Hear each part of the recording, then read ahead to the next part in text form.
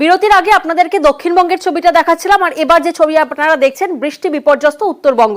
দার্জিলিং সহ পাহাড়ে বৃষ্টি হচ্ছে, এক নাগারে বৃষ্টি হচ্ছে, এবং বৃষ্টির জেরে কিন্তু দেখুন রীতিমতো ছাতা মাথায় নিয়ে যেতে হচ্ছে পাহাড়ে, কারণ দার্জিলিং সহ পাহাড়ে নাগারে বৃষ্টি চলছে। উত্তরবঙ্গের একাধিক জেলায় বৃষ্টি। আমাদের প্রতিনিধি পার্থ এই মুহূর্তে আমাদের সঙ্গে রয়েছেন, সরাসরি পার্থ থেকে একবার জানার চেষ্টা করি। পার্থ, আমরা দেখেছি দক্ষিণবঙ্গ, সেখানে বানবাসী পরিস্থিতি, তার মধ্যে আবার দুর্ভোগের সংখ্যা হচ্ছে, দফায় দফায় বৃষ্টি হচ্ছে। উত্তরবঙ্গ, সেখানে বেশ কিছুদিন আগে আমরা দেখলাম যে সেখানে ফ্যান চালাতে হচ্ছে, তাহলে এক ধাক্কায় পারদ অনেকটাই নামলো বলা যেতেই পারে।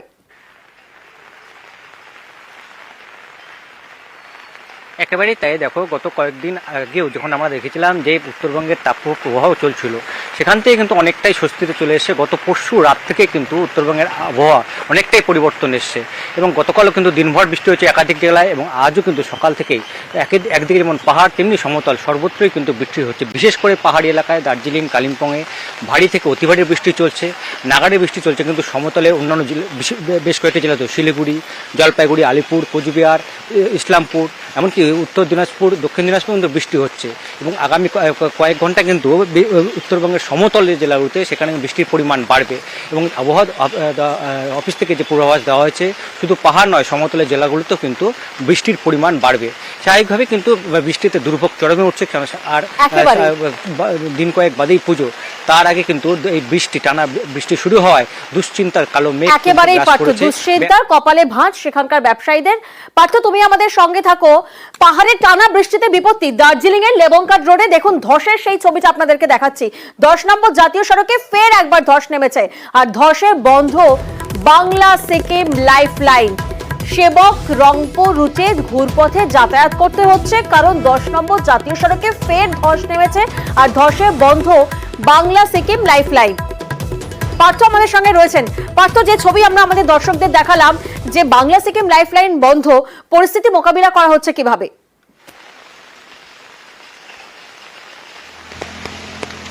একেবারেই তাই। দেখো, অবিরাম বৃষ্টি চলছে, পাহাড় জুড়ে ভারী থেকে অতি ভারী বৃষ্টি হচ্ছে। দার্জিলিং, কালিম্পং যে ছবি দর্শকদের আমরা দেখাচ্ছি, যে দার্জিলিংয়ের লেবংকাট রোড, সেখানেও কিন্তু ধস নামে, যদিও কিছুক্ষণ আগে সেখানে একমুখী যান চলাচল শুরু করেছে। যে গাড়ি আটকে ছিল তা কিন্তু ক্লিয়ার করে দেওয়া হয়েছে।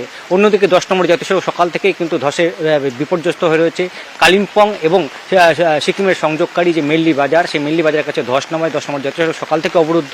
ঘুরপথে গাড়ি চলাচল করছিল। যে যাত্রীরা এবং পর্যটকরা যারা গ্যাংটক যাচ্ছিলেন, তারা কিন্তু 10 নম্বর জাতীয় সড়ক ধরেই সকাল থেকে যাচ্ছিলেন একেবারে তিস্তা বাজার হয়ে কালিম্পং থেকে মংসং হয়ে চলে যাচ্ছিল একেবারে গ্যাংটক। কিন্তু নতুন করে আবারও বিপর্যয় টানা বৃষ্টির জন্য যে সেতুঝোড়া এবং সেলফি ধারায় দিন কয়েক আগেই কিন্তু পাহাড়কে রাস্তা চওড়া করা হয়, সেখানে নতুন করে ধস নামায় বিপত্তি।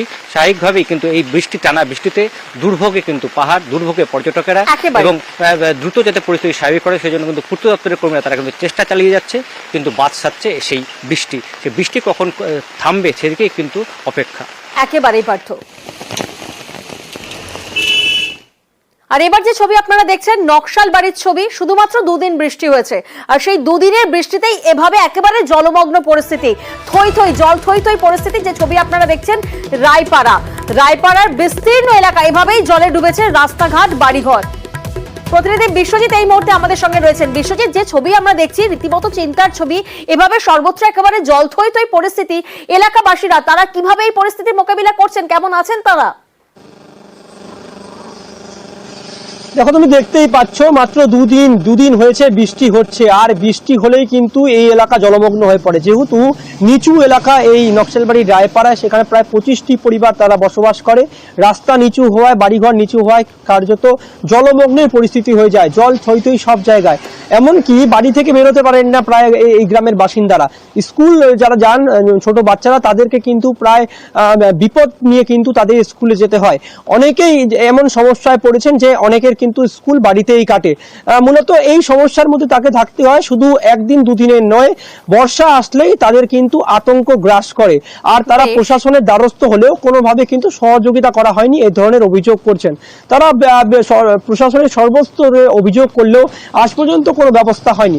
তবে যিনি পঞ্চায়েত সমিতির সভাপতি, তিনি বলছেন যেহেতু অপরিকল্পিতভাবে এই এলাকার মানুষরা কিন্তু বাড়িঘর নির্মাণ করেছে এবং নিচু এলাকা, তাই তারা বিষয়টি নিয়ে ঊর্ধ্বতন কর্তৃপক্ষকে জানাবে।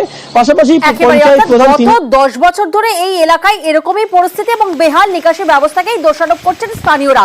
ধন্যবাদ বিশ্বজিৎ।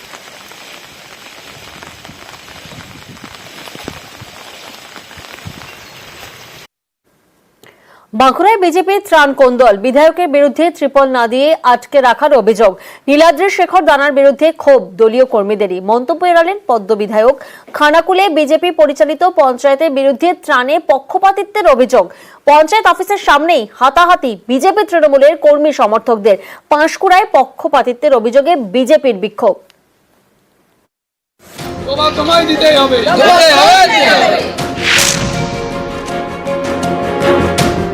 ত্রাণ নিয়ে বাঁকুড়ায় বিজেপির কোন্দল প্রকাশ্যে। বিধায়ক নীলাদ্রি শেখর দানার বিরুদ্ধে ক্ষোভ।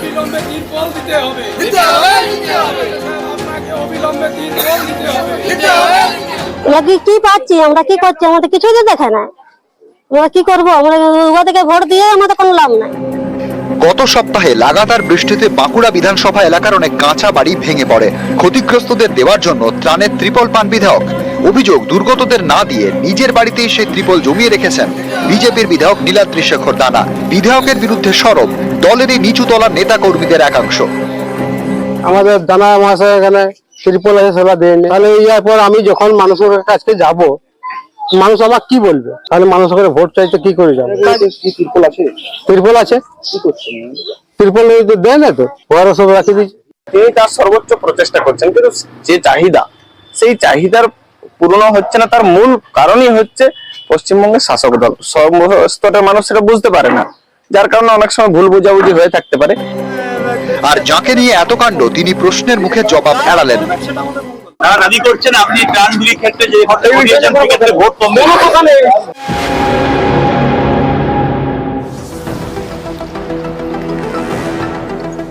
ডিভিসির ছাড়া জলে এখনো হুগলির খানাকুলের বিস্তীর্ণ এলাকা জলমগ্ন। এরই মধ্যে ত্রাণ বিলি নিয়ে উত্তেজনা ছড়ায় খানাকুল 2 নম্বর পঞ্চায়েত অফিসের সামনে। প্রথমে বচসা, সেখান থেকে হাতাহাতিতে জড়িয়ে পড়েন বিজেপি তৃণমূলের কর্মী সমর্থকরা। তৃণমূলের অভিযোগ, বেছে বেছে নিজেদের লোককে ত্রাণ দিচ্ছে বিজেপি পরিচালিত এই পঞ্চায়েত। পাল্টা বিজেপির দাবি, পঞ্চায়েত প্রধানকে অফিসেই ঢুকতে দিচ্ছে না তৃণমূল। পরিষেবা দেওয়া হবে কিভাবে? এই ঘটনাকে ঘিরে দুপক্ষের লোকজন পঞ্চায়েত অফিসের সামনে জড়ো হন। তখনই বচসা, হাতাহাতি। পরে পুলিশ গিয়ে পরিস্থিতি সামাল দেয়। বিজেপির প্রধান এখানে 1400 মাল এখন পর্যন্ত পঞ্চায়েত সমিতি থেকে পেয়েছে। এখানে পঞ্চায়েতের মেম্বার যে কজন রয়েছে, সেই কজন মেম্বারকে আলোচনা করে সেই মালটা সমানভাবে ডিস্ট্রিবিউট করুক, তারা যাতে এলাকার মানুষকে পরিষেবা দিতে পারে। পঞ্চায়েত সমিতি আমাদেরকে মাল দিচ্ছে না, তার সত্ত্বেও আমরা পঞ্চায়েত থেকে নিজেদের টাকায় কিনে ওদেরকে মাল দিচ্ছি। ওদের বক্তব্য হচ্ছে প্রত্যেকটা বাড়িতে 4 জন করে ত্রিপল দিতে হবে। আমাদের পক্ষে সম্ভব নয়। আজকে প্রধানকে পঞ্চায়েতে ঢুকতে দেওয়া হচ্ছে না, কিন্তু প্রধান যদি না আসে বাকি কাজ কে করবে?